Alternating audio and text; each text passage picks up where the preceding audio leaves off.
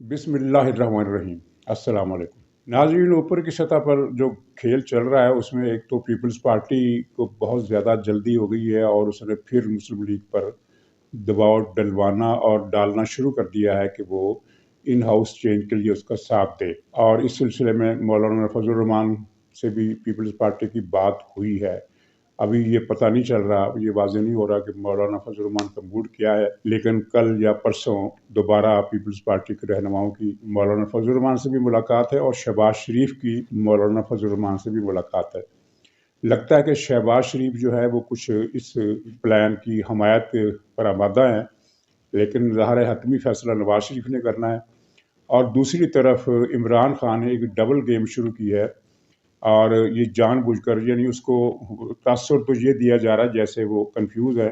लेकिन वो जानबूझकर कर रहे हैं। यानी एक नशिस्त में वो अपनी पार्टी के अरकान से कहते हैं कि मैं इनको बदल दूंगा, इसको बरतरफ कर दूंगा और नया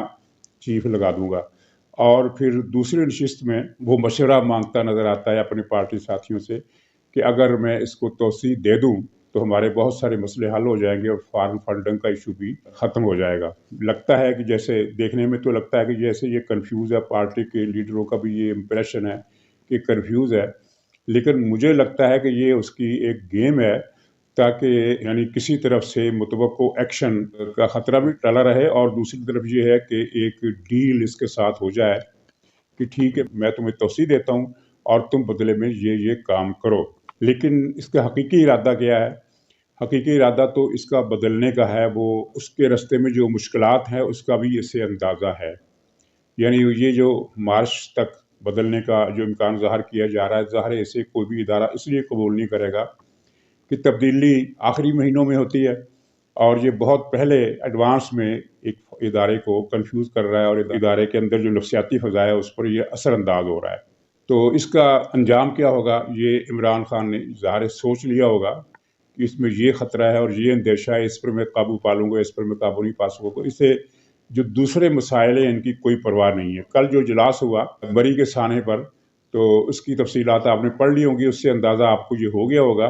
कि ये मरी के साने पर इन्हें कोई अफसोस है, न शर्मिंदगी है, न दुख है। क्योंकि इजलास में इसने जो पूछा कि कौन जिम्मेदार है, तो सब ने कहा कि इंतज़ामिया बिल्कुल जिम्मेदार नहीं है, बल्कि इंतज़ामिया के जो इकदाम थे वो बहुत बेमिसाल थे और तारीफ़ें की। और फिर इस इजलास के बाद सदाकत अब्बासी ने जो एक बयान दिया है, वो एक मखबूतुल हवास आदमी, लेकिन ज़ाहिर है उसने जो बात की है वो पार्टी के इजलास के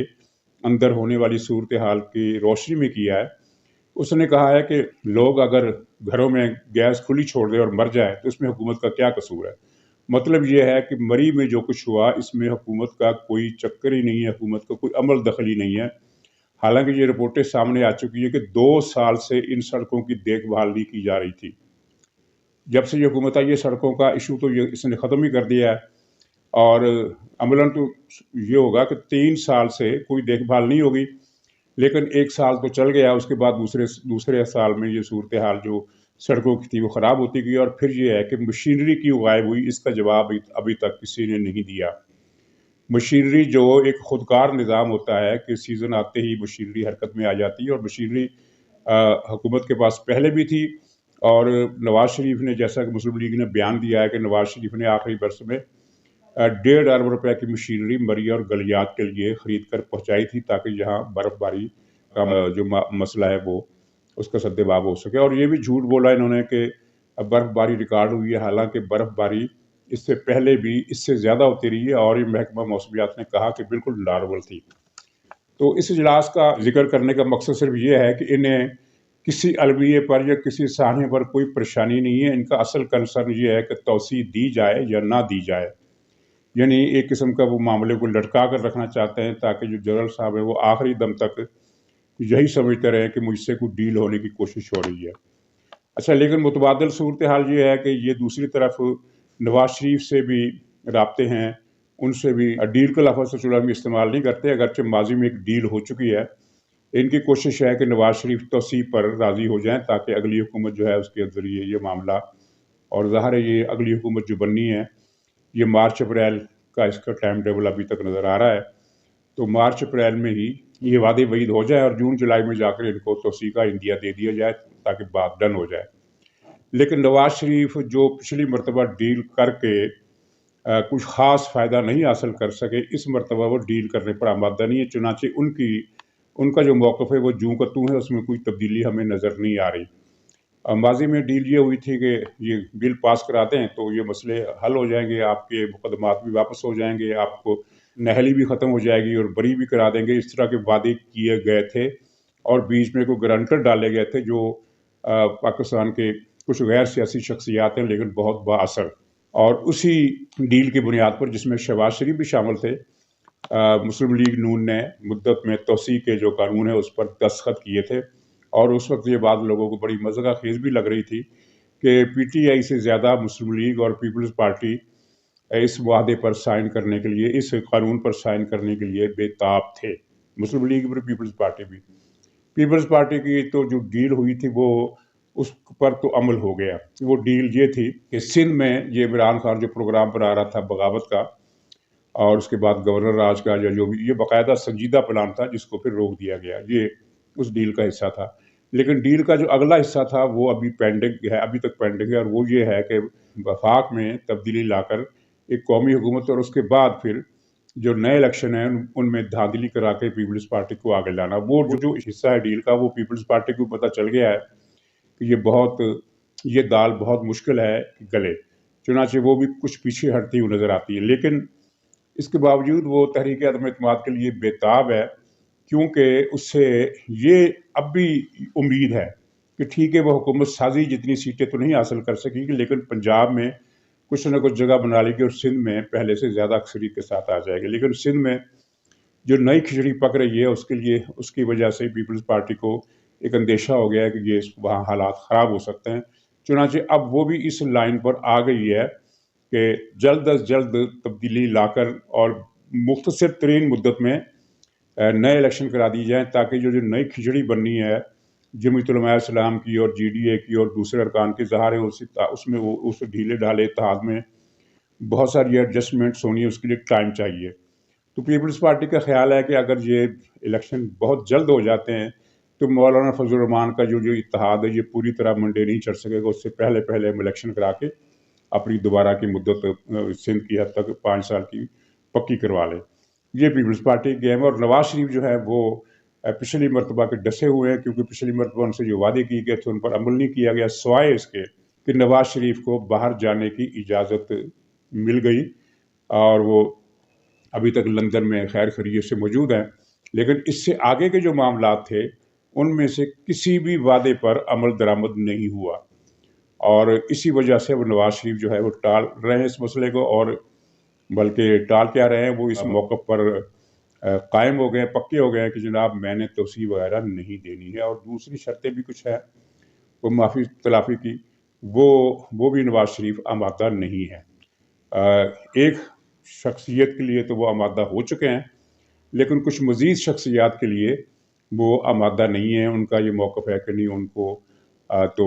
کچھ نہ کچھ جواب دہی کرنی پڑے گی، چلیے کیس کی شکل میں نہ صحیح، کسی قومی اسمبلی میں کسی جواب طلبی کی شکل میں صحیح، کیونکہ قومی اسمبلی میں جواب طلبی یہ بھی بڑی ہراساں کرنے والی چیز ہوتی ہے، کسی آدمی کو بلا لیا جائے قومی اسمبلی میں، جس طرح کہ یہ پچھلے دنوں جاوید اقبال کے ساتھ ہوا، چیئرمین نیب کے ساتھ، وہ پہلے اس نے آمادگی ظاہر کر دی، لیکن پھر جب اسے اندازہ ہوا کہ اندر پتہ نہیں کیا کیا کپڑے میرے اتریں گے اور کیا کیا چیزیں میری سامنے آئیں گی ایوان کے اندر، کیونکہ ایوان کے اندر بہت ساری فکروں کو ایگزمپشن ہوتی ہے کہ ان پر نہ تو توہین عدالت کی کارروائی چل سکتی ہے، نہ کوئی دوسرا کوئی لائبلٹی ہو سکتی ہے، چنانچہ وہ آخری لمحات میں ڈر گیا، اس نے عمران خان سے مدد مانگی، عمران خان نے خبر جاری کروائی کہ وزیر اعظم کے طور پر عمران خان نے چیئرمین نیب کو قومی اسمبلی کی کمیٹی میں پیش ہونے سے روک دیا ہے، حالانکہ چیئرمین نیب جو ایک خود مختار ادارہ ہے، آئینی طور پر عملی طور پر بیشک وہ تحریک انصاف کا بازو بنا ہوا ہے، لیکن آئینی طور پر وہ آزاد ادارہ ہے، اور عمران خان کسی آرڈر کے ذریعے چیئرمین نیب کو کہیں آنے یا جانے سے روک نہیں سکتا، اور یہ ایک دھاندلی کی خبر تھی، اور چیئرمین نیب نے اس کی آڑ لے کر کمیٹی کے اجلاس میں شرکت سے معذرت کر لی، لیکن پھر جب بعد میں پتہ چلا کہ عمران خان کا اختیار نہیں ہے اس مسئلے کو عدالت میں اگر کوئی لے گیا تو کیا بنے گا، تو پھر دونوں طرف سے تردید آ گئی کہ نہیں، یہ تو جاوید اقبال کا کوئی بھائی وغیرہ بیمار تھا اس لیے وہ نہیں آ سکا، وزیر اعظم کا اس میں کوئی چکر نہیں ہے، यानी वो खबर झूठी थी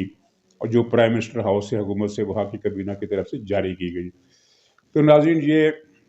इस वक्त का अक्सर सूरत हाल ये भी दिलचस्प है कि PTI के अरकान बोरिया बिस्तर बांध कर तैयार बैठे कि बुलावा आए, लेकिन बुलावा नहीं आ रहा क्योंकि तहरीक अदम एतमाद का जो डोल पीपल्स पार्टी के ज़रिए से डाला गया है, मुस्लिम लीग उस पर आमादा नहीं हो रही। अब देखिए कल या परसों मौलाना फजल रहमान और शहबाज शरीफ की मुलाकातों में क्या तय होता है, और फिर इन मुलाकातों की रोशनी में नवाज शरीफ से क्या राब्ता करके उन्हें क्या इतला दी जाती है या किस तरह दरख्वास्त की जाती है, और वो नवाज शरीफ के जवाब में क्या फ़ैसला करते हैं, ये सारा मसला इस दौरान जारी है। और नाज़रीन, इस दौरान हुकूमत की लूट मार जारी है और खाद के बुरहान का बिल्कुल वाज़ेह तौर पर पता चल गया सब इदारों को। इन्होंने बड़ी चालाकी से हमाद अज़हर, जिसका ख़ानदानी पस मंज़र जो करप्शन के हवाले से है खासा नगुफ्ता बा रहा है, तो हमाद अज़हर ने ये किया कि एक कोटा खाद का अपने नाम करवा लिया, जो कि पाकिस्तान की कानून आइन के ख़िलाफ़ है। कोई वज़ीर अपना कोटा नहीं रखवा सकता। तो ये जो सारी ब्लैक में बिक रही है खाद और नायाब हो गई है, ये उसी कोटे का फैज़ है। और उसी कोटे के तहत खाद की एक मिकदार स्मगल कर दी गई है, यानी वहाँ से भी पैसा कमाया गया है। और खाद इन्होंने हमाद अज़हर ने अपने कुछ खसूसी दोस्तों, जो ATM मशीनें हैं PTI की इनकी, उनको देकर उन्हें ब्लैक में बेचने का लाइसेंस दे दिया है। चुनाचे जो आदमी जिसको पता चलता है कि खाद फलां से मिलेगी, तो फ़ी बोरी एक इजाफी रकम जो उसको पहुँचा देता है, तो उसको खाद मिल जाती है और बाकी को खाद नहीं मिलती। पूरे मुल्क में खाद के किसान जो है वो रुल रहे हैं, और इसकी कीमत जो है वो गंदम की अगली फसल में पाकिस्तानी कौम को चुकाना पड़ेगी। इस दौरान चीज़ों की कीमतें बढ़ाने का सिलसिला जारी है। और एक लतीफ़ा ये भी है कि वह शौकत तरीन, जो इस झूठों की पार्टी में शामिल खुद भी महा झूठा बन गया है, उसने कहा है कि स्टेट बैंक को IMF के तहत देने का सवाल ही नहीं पैदा होता, ये हमारा इदारा है और पाकिस्तान की हाकमियत, हुकूमत की हाकमियत इस पर रहेगी। और दूसरी तरफ इसी शौकत तरीन ने यह कहा कि स्टेट बैंक के गवर्नर की मुद्दत मुलाजमत कितनी होनी चाहिए, इस पर हम IMF से बात करेंगे। यानी मुद्दत मुलाजमत भी IMF ही तय करेगा। किसने नौकर लगना है स्टेट बैंक में, किसने नहीं लगना, किसने कितनी मुद्दत के लिए लगना है, इसका फैसला भी IMF करेगा। तो बहरहाल IMF के साथ जो सौदेबाजी चल रही है उसमें इन्होंने थोड़ा सा वक्त और हासिल कर लिया है। और इतलात ये हैं कि 28 तारीख को IMF का दोबारा इजलास होगा, और आज है 11 तारीख। गोया कि इनको 17 दिन और मिल गए हैं ये स्टेट बैंक का और मिनी बिल का बिल मंजूर कराने के लिए। अगरचे ये बिल हुकूमत का कहना है कि हम इन्हीं चंद दिनों में, 3-4 दिनों में पास करा लेंगे, लेकिन एहतियातन इन्होंने वो वक्त मांग लिया है, वक्त ले लिया है 28 जनवरी तक का। मज़ीद 16-17 दिन इनको मिल गए हैं। अब इस मुद्दत में पहले ये बिल पास करा लेते हैं, या ये एक मरतबा फ़ौज को दबाव में लाने के लिए इसे फिर इस्तेमाल करेंगे, क्योंकि फ़ौज की क़यादत भी यही चाहती है कि मिनी बिल पास हो और ये बिल पास हो। तो कुछ न कुछ सौदेबाजी उनके साथ भी करने की कोशिश की जा रही है। बहरहाल ये जो 18 तारीख आ रही है इलेक्शन कमीशन के हवाले से, फार्म फंडिंग केस के हवाले से, ये अपनी जगह एक यानी आतिश फ़शां फटने का ख़तरा है, क्योंकि इतलात ये है कि इस 18 तारीख को कुछ नए इंकिशाफ़ात होने वाले हैं, और जिसके बाद ये मसला जब कौमी असम्बली में भी उठेगा तो इमरान खान के लिए बहुत ज़्यादा परेशान कन सूरत हाल पैदा हो जाएगी। और नाज़रीन, इतला ये है कि फार्म फंडिंग केस की जो समाअत फरवरी में होनी है,